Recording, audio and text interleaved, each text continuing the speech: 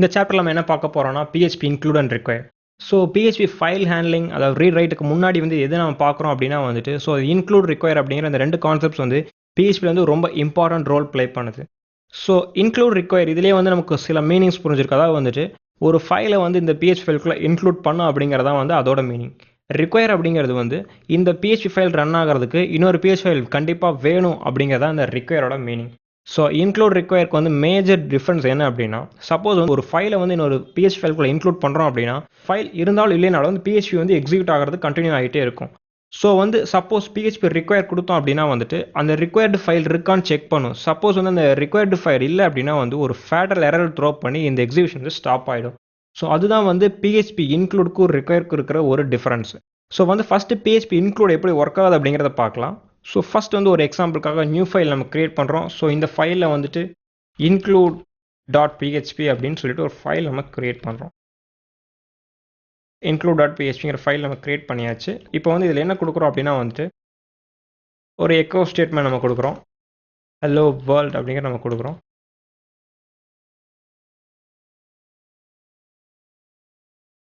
இந்த இடத்துல வந்து இன்னொரு PHP வந்து நம்ம கால் பண்ணுறோம். ஸோ இந்த array.phpங்கிற ஃபைலை வந்து இந்த இடத்துல நம்ம வந்து கால் பண்ணுறோம். வந்து எப்படி நம்ம கால் பண்ணுறோம் அப்படின்னா இன்க்ளூட் அப்படிங்கிற ஒரு மெத்தட் யூஸ் பண்ணி array.php அப்படிங்கிற ஃபைல் நம்ம கால் பண்ணியாச்சு.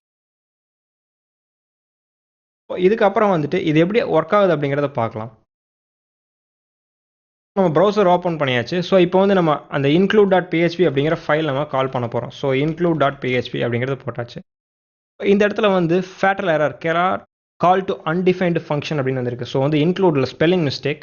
ஸோ இன்க்ளூட் ஸோ அதனால தான் நமக்கு இந்த ஃபேட்டல் எரர் வந்திருக்கு. ஸோ இன்க்ளூட் அப்படிங்கிறத நம்ம கொடுத்தாச்சு. ஸோ இப்போ நம்ம ரிஃப்ரெஷ் பண்ணியாச்சு. ஸோ அந்த ஹலோ வேர்ல்டு அப்படிங்கிறது பிரிண்ட் ஆனதுக்கப்புறம் வந்துட்டு அந்த array.phpங்கிற ஃபைல் கால் ஆனதுனால ஸோ இந்த include.phpக்குள்ளே அந்த அரேங்கிற ஃபைல் வந்து எக்ஸிக்யூட் ஆகிடுச்சு. ஸோ சப்போஸ் இந்த array.phpங்கிற ஃபைல் வந்து கரெக்டாக ஒர்க் ஆகலாம் அப்படின்னா நமக்கு என்ன எரர் த்ரோ பண்ணுதா இல்லை வந்து இந்த ஃபைல் கரெக்டாக ரன் ஆகுதா அப்படிங்கிறத பார்க்கலாம். ஸோ இப்போ இந்த array.php ஃபைல் இந்த இடத்துல இருக்குது. ஸோ இதை வந்து நம்ம இப்போ டெலிட் பண்ண போகிறோம். ஸோ எப்படி டெலிட் பண்ணலாம் அப்படிங்கிறத பார்க்கலாம். ஸோ ஓப்பன் ஃபோல்டர் கொடுத்து இதில் வந்துட்டு மை ப்ராஜெக்ட் அப்படிங்கிறத ஓப்பன் பண்ணியாச்சு. இந்த array.php ரைட் கிளிக் பண்ணி நம்ம டெலிட் கொடுத்தாச்சு. இப்போ டெலிட் கொடுத்த உடனே இப்போ வந்து அந்த ஃபைல் டெலிட் ஆகிடுச்சு. இப்போ வந்து இதை ரிஃப்ரெஷ் பண்ணி இதோட அவுட்புட்ஸ் எப்படி வருதுங்கிறத பார்க்கலாம். நம்ம ரிஃப்ரெஷ் பண்ணியாச்சு. ஸோ நமக்கு வந்து வார்னிங் வந்திருக்கு. ஸோ வார்னிங் என்னன்னு பார்த்தா ஸோ அந்த இடத்துல வந்து ஒரு ஃபைல் இல்லை அப்படின்னு ஒரு வார்னிங் வந்திருக்கு. பட் இந்த PHP ஸ்கிரிப்ட் வந்து நமக்கு எக்ஸிக்யூட் ஆகிடுச்சு. சப்போஸ் இந்த இன்க்ளூடுக்கு பதிலாக இந்த இடத்துல நம்ம ரிக்வயர் அப்படின்னு நம்ம கொடுக்குறோம். ஸோ ரிக்வயர் அப்படிங்கிறது என்னன்னா ஸோ கண்டிப்பாக இந்த ஃபைல் நமக்கு வேணும் அப்படிங்கிறத ரிக்வயர். ஸோ வந்து இப்போ இந்த ரிக்வயர் கொடுத்தனால என்ன டிஃப்ரென்ஸ் அப்படிங்கிறத பார்க்கலாம். ஸோ நம்ம ரிஃப்ரெஷ் பண்ணியாச்சு. ஸோ இந்த இடத்துல வந்து ஃபேட்டல் எரர்னு வந்திருக்கு. ஸோ முன்னாடி பார்த்துருப்போ வந்து ஜஸ்ட் ஒரு வார்னிங் மட்டும்தான் வந்தது.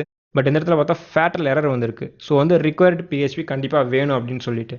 ஸோ எதுக்காக இந்த ஃபேட்டல் எரர் வருது அப்படிங்கிறத பார்க்கலாம். ஸோ இந்த இடத்துல ஒரு எக்கோ ஸ்டேட்மெண்ட் கொடுக்கலாம். ஸோ எக்கோ ஹலோ அப்படிங்கிறத நம்ம கொடுத்தாச்சு.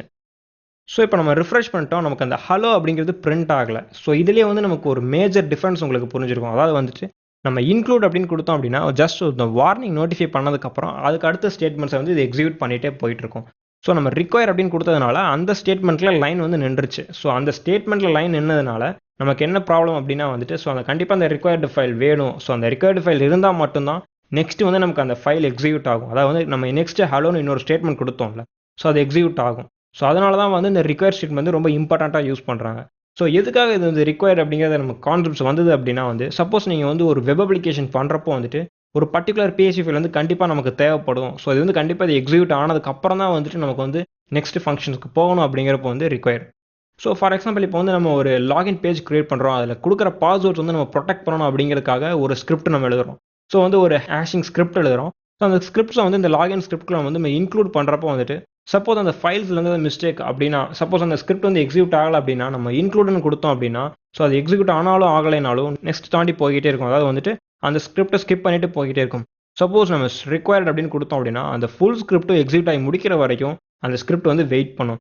ஸோ ஃபுல் ஸ்கிரிப்ட் எக்ஸிக்யூட் ஆகி அந்த பாஸ்வேர்டை என்கிரிப்ட் பண்ணதுக்கப்புறம் தான் நெக்ஸ்ட் ஸ்டேட்மெண்ட்ஸ் என்ன இருக்கோ அதோட ஒர்க்குக்காக போகும். ஸோ இந்த மாதிரி மெயின் ரீசன்ஸ்க்காக தான் இந்த ரிக்வயர்ட் இன்க்ளூடை வந்து டிஃப்ரெண்ட்டாக பிரித்து வச்சிருக்காங்க. ஸோ இன்க்ளூட்ஸ் எங்கெல்லாம் நம்ம யூஸ் பண்ணோம் அப்படின்னா சம் என்ஹான்ஸ்டு ஃபைல்ஸ் அதாவது வந்து தேவையில்லாத சில வந்து எக்ஸ்ட்ரா ஃபைல்ஸ் அந்த மாதிரி எக்ஸ்ட்ரா ஃபைல்ஸ் வந்து இது எக்ஸிக்யூட் ஆனாலும் ஓகே இல்லை எக்ஸிக்யூட் ஆகலைனாலும் ஓகே அப்படிங்கிற கண்டிஷன்ஸில் இருக்கிற ஃபைல்ஸுக்கு மட்டும் தான் நம்ம வந்து இன்க்ளூட்ஸ் யூஸ் பண்ணுவோம். ஸோ திருப்பி இந்த ரிக்வயர் நம்ம அகைன் நம்ம இன்க்ளூட் கொடுத்ததுக்கப்புறம் அது எக்ஸிக்யூட் ஆகுதா இல்லையாங்கிறத பார்க்கலாம். ஸோ இந்த இடத்துல வந்து நம்ம வந்து இன்க்ளூட் அப்படிங்கிறத நம்ம கொடுக்கலாம். ஸோ இன்க்ளூட் அப்படிங்கிறத நம்ம கொடுத்தாச்சு. ஸோ இப்போ வந்து இந்த எக்கோ ஹலோங்கிறது டிஸ்பிளே ஆகுதா இல்லையாங்கிறத பார்க்கலாம். ஸோ நமக்கு வந்து வார்னிங் மட்டும் தான் காட்டிருக்கு, ஃபேட்டல் எரர் அப்படின்னு எதையுமே காட்டலை. ஸோ டேரெக்டாக நமக்கு வந்து ஹலோங்கிறது நமக்கு வந்து டிஸ்பிளே ஆகிடுச்சு. ஸோ இதுதான் வந்து மேஜரான ஒரு கான்செப்ட், அதாவது வந்து இன்க்ளூட் அண்ட் ரிக்வயர். இது எதுக்காக யூஸ் பண்ணுறோன்னா அந்த மாதிரி இப்போ வந்து நம்ம நெக்ஸ்ட் ஃபைல் ஹேண்ட்லிங் பார்க்க போகிறோம். ஸோ அதுக்கு முன்னாடி வந்துட்டு எப்படி இந்த இன்க்ளூட் ரிக்வயருக்கான டிஃப்ரென்ஸ் என்ன, எப்படி எக்ஸிக்யூட் ஆகுது அப்படிங்கிறதுக்காக தான் இந்த 2 மெத்தட்ஸும் நம்ம பார்த்தோம். ஸோ இந்த சாப்டரில் வந்து PHP இன்க்ளூட்ஸ் அண்ட் ரிக்வயர்ஸ் பார்த்தோம். ஸோ நெக்ஸ்ட் வந்து எப்படி ஃபைல்ஸ் ஹேண்டில் பண்ணுறது, எப்படி ஓப்பன் அண்ட் ரீட் பண்ணுறது, தென் ரைட்ஸ் பண்ணுறது அப்படிங்கிறத பார்க்கலாம். தேங்க்யூ.